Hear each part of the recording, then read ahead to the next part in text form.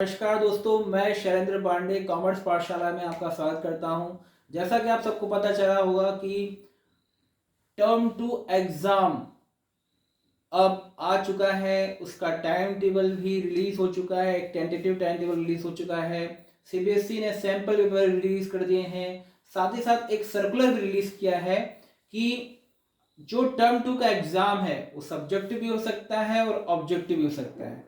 इसलिए हमको class 12th accountancy का हर टॉपिक जो टर्म टू के सिलेबस में है, like non profit organisation, cash flow statement और इसके अलावा डिवेंचर्स या फिर dissolution of partnership, retirement and death of partner और इसके अंतर्गत जितने भी सब टॉपिक हैं सबको हमें ऑब्जेक्टिव और सब्जेक्टिव दोनों तरीके से तैयार करना है। इसी श्रृंखला में हम सबसे पहले तैयार करते हैं non profit organisation. Non profit organisation की अकाउंटिंग किस प्रकार से की जाती है और उसको देखते हैं ब्रीफ में। नॉन प्रॉफिट ऑर्गेनाइजेशन में पहले मेरे वीडियो आ चुके हैं, वो चाहें तो आप मेरे चैनल को सब्सक्राइब करके उसे देख सकते हैं। नॉन प्रॉफिट ऑर्गेनाइजेशन के अकाउंटिंग में 3 अकाउंट हम मेनली बनाते हैं। पहला receipt and payment account, second income and expenditure account and तीसरा थर्ड नंबर पे बैलेंस शीट। इसके अदर कैलकुलेशन करते हैं।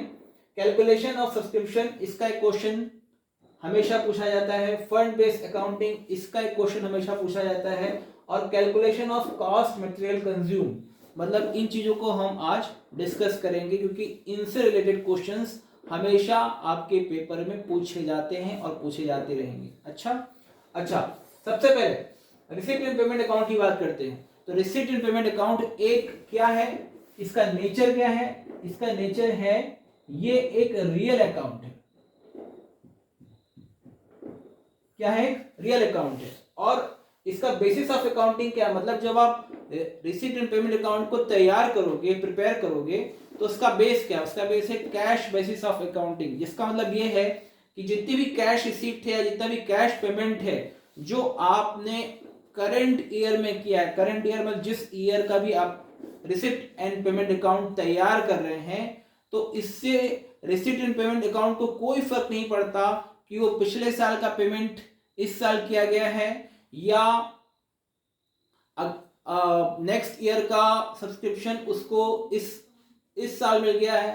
कहने का मतलब कोई इनकम जो अगले साल प्राप्त होनी थी लेकिन इस साल मिल गई, कोई ऐसा एक्सपेंसेस जिसका पेमेंट पिछले साल होना था इस साल हुआ है, पिछले साल की इनकम इस साल रिसीव्ड हुई है, उससे इस बात का कोई इशू नहीं होता। केवल एक चीज से मतलब होता है कि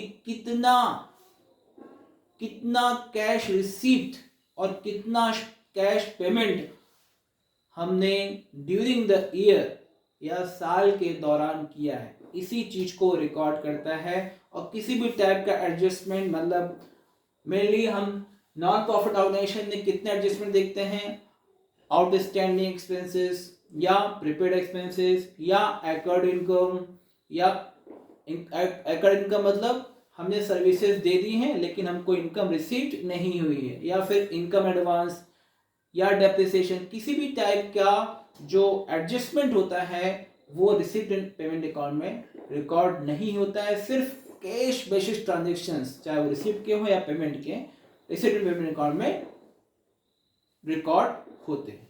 अच्छा, इसमें हम एक बात और डिस्कस कर लेते हैं बहुत जल्दी कि रिसीप्ट्स, मेनली मैं रिसिप्ट पे बात करूंगा। रिसिप्ट्स होती हैं 3 टाइप्स की। एक रेवेन्यू रिसिप्ट, रेवेन्यू रिसिप्ट मतलब जो आपको रेगुलर मोड में मिलती रहती हैं, जैसे सब्सक्रिप्शन लगातार मिलता रहता है, एंट्रेंस फीस लगातार मिलती रहेंगी, ठीक है। तो जिस ऐसी type, such type of receipts you received on the regular basis, it is called revenue receipt. मतलब ऐसी रिसीप्ट जो आपको लगातार मिलती रहेंगी वो क्या है? Revenue receipt. और रेवेन्यू रिसीप्ट का डायरेक्ट रिलेशन रहता है किससे? इनकम और एक्सपेंडिचर अकाउंट से, ठीक है।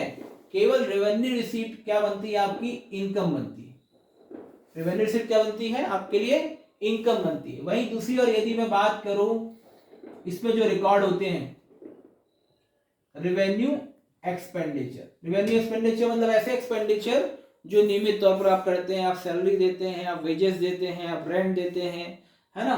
तो ऐसे एक्सपेंडिचर जो आप, ऐसे पेमेंट जो आप रेगुलर मोड में करते हैं, यदि मैं इसको आरपी बोलूं, रेवेन्यू पेमेंट, ठीक है, तो रेवेन्यू मोड पे किए जाने वाले पेमेंट का सीधा रिलेशन किससे होता है? एक्सपेंडिचर से। कहने का मतलब ये है कि इनकम एंड एक्सपेंडिचर अकाउंट बनाते समय आपका बेस क्या होता है? रिसिप्ट एंड पेमेंट अकाउंट, जिसमें सभी टाइप की रिसिप्ट होती है, चाहे वो रेवेन्यू रिसिप्ट हो, चाहे वो कैपिटल रिसिप्ट हो। कैपिटल रिसिप्ट मतलब ऐसी रिसिप्ट जो आपको साल में एक बार प्राप्त होती है, या फिर स्पेसिफिक रिसिप्ट मतलब किसी स्पेशल पर्पस को, किसी स्पेशल पर्पस को फुलफिल करने के लिए आपको जो कोई पैसा मिलता है या कोई रिसिप्ट प्राप्त होती है, ठीक है, तो उसे हम स्पेसिफिक रिसिप्ट बोलते हैं। फॉर एग्जांपल कि डोनेशन फॉर बिल्डिंग, तो बिल्डिंग को बनाने के लिए मिला डोनेशन, ये स्पेसिफिक रिसिप्ट है ना। तो इन सभी रिसिप्ट को रिकॉर्ड किया जाता है रिसिप्ट एंड पेमेंट अकाउंट में, क्योंकि उसे वो क्लासिफिकेशन नहीं करता है। क्लासिफिकेशन कहाँ होता है? इनकम एंड एक्सपेंडिचर अकाउंट में। इनकम एंड एक्सपेंडिचर अकाउंट में सिर्फ रेवेन्यू रिसिप्ट और रेवेन्यू पेमेंट ही रिकॉर्ड होगा। वहीं दूसरी तरफ बैलेंस शीट, बैलेंस शीट दो ईयर की बनेगी, एक प्रीवियस ईयर की, ठीक है, और दूसरा करेंट ईयर की।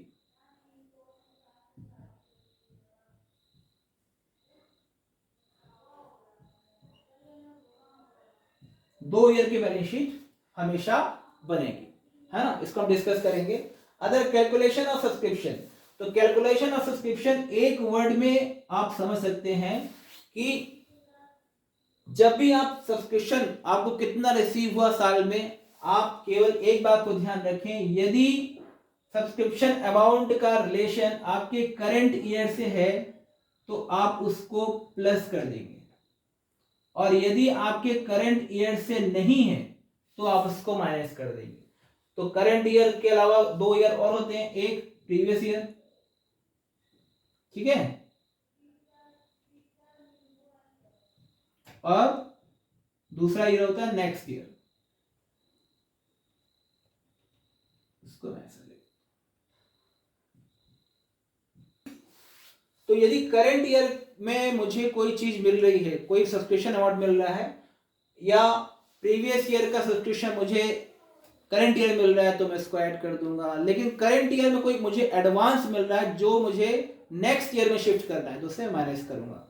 कुल मिला के एक सेंटेंस में, जिस सब्सक्रिप्शन अमाउंट का रिलेशन मेरे करंट ईयर से होगा उसे मैं प्लस करूंगा, जिसका रिलेशन मेरे करंट ईयर से नहीं होगा उसे मैं माइनस करूंगा।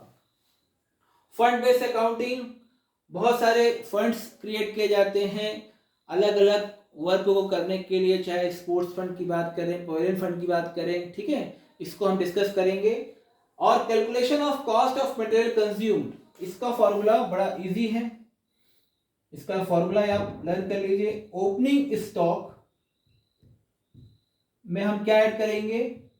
परचेज, चाहे वो कैश हो या क्रेडिट, ठीक है। अब क्या माइनस करेंगे? Closing stock of material. तो आपको क्या मिल जाएगा?